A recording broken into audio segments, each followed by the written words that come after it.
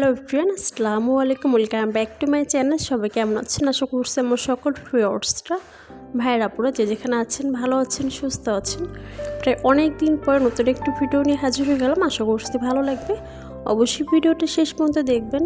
এই ভিডিওগুলো গত মাসে করা ছিল। আমি যেহেতু গ্রামের বাড়ি চলে আসছি, তো তার আগে ক্লিক নিয়েছিলাম বাসাতে থাকতে। বাট এখানে এসে ব্যস্ততার জন্য একটু ঘোরাঘুরি বেড়ানোর জন্য আর ভয়েস ওভার দিতে পারিনি, ওভাবে ভিডিও কিন্তু শ্যুট করতে পারিনি। তো বাসায় থাকতে টুকিটাকি কী করলাম, গ্রামে আসার আগে সেটাই আপনাদের সাথে একটু শেয়ার করছি। তো সকালে নাস্তা পানি শেষ করে এখন একটু থালাবাটি এগুলো ওয়াশ করে নিচ্ছিলাম। যেহেতু গ্রামের বাড়ি যাচ্ছি আর মোটামুটি বলতে পারেন একেবারেই জন্যই যাচ্ছি, ঢাকা ছেড়ে গ্রামে একেবারেই ওখানেই একেবারে থাকার জন্যই যাচ্ছি। তো যাই হোক, আমি সব কিছু প্যাক করে গুছগাছ করে নিয়েছি। আপাতত কাপড় চোপড় গুছগাছ করে নিয়েছি। তারপর বাসা রেডি হলে তারপর সব জিনিসপত্র এগুলো পরে ট্রাকে করে আমার হাজব্যান্ড, তারপর আমার শাশুড়ি মা, তারা নিয়ে যাবে। যেহেতু আমরা গ্রামের বাড়ি যাব, তো আমার বড় ননদ এসেছে তো আমাদের বাসাতে বেড়াতে কিছুদিন আগে। তো ভাবে আমি আর ভিডিও শ্যুট করিনি, তো ভাবলাম আজকে আপনাদের সাথে একটু শেয়ার করে টুকিটাকি রান্নাবান্নাও করব, ওগুলো একটু শেয়ার করব।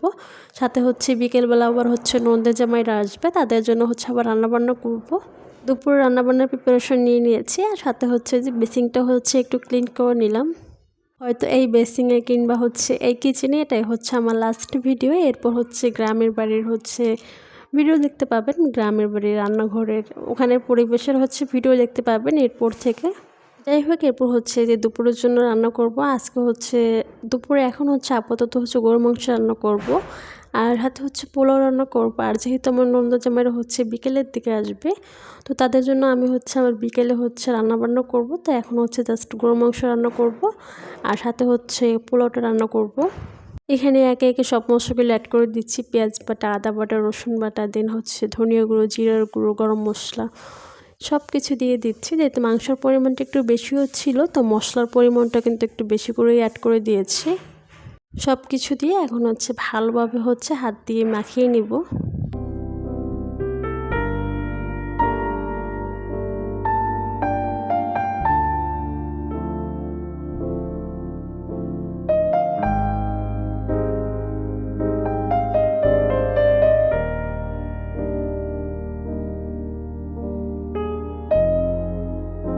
কষিয়ে মাংস রান্না করার এক টেস্ট, আর হাতে মেখে মাংস রান্না করার কিন্তু অন্য রকমের টেস্ট।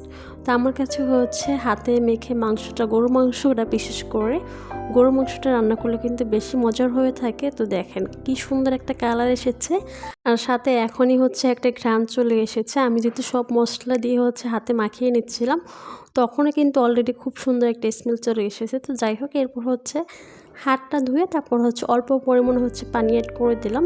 এই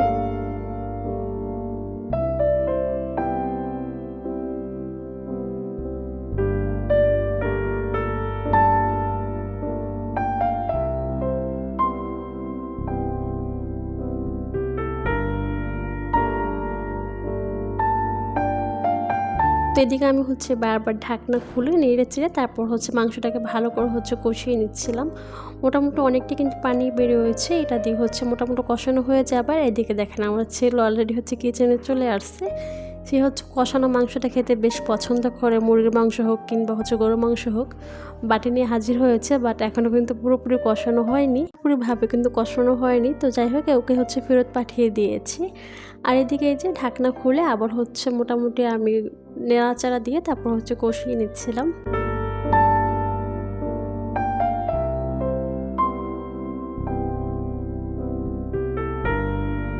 গরু মাংসটা মোটামুটি কষানো হয়ে গিয়েছে, এরপর পানি অ্যাড করে দিয়েছে। আর এদিকে পোলাওটা রান্না করে নিচ্ছি।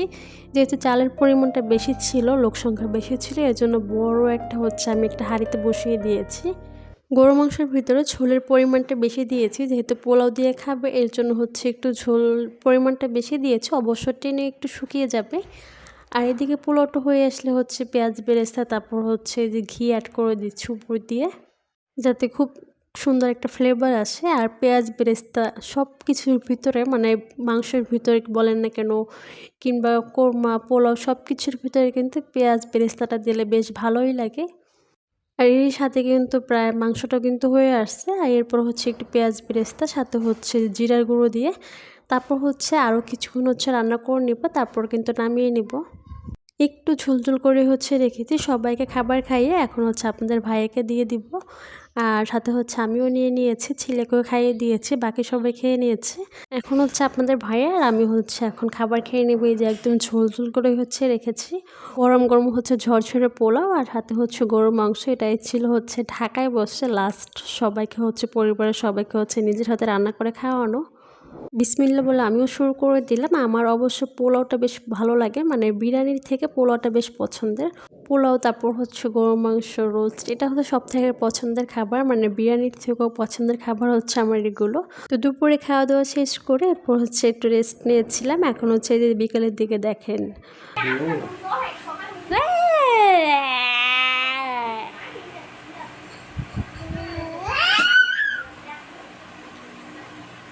দেখাও, দাঁতটা দেখাও, দাঁত দেখাও।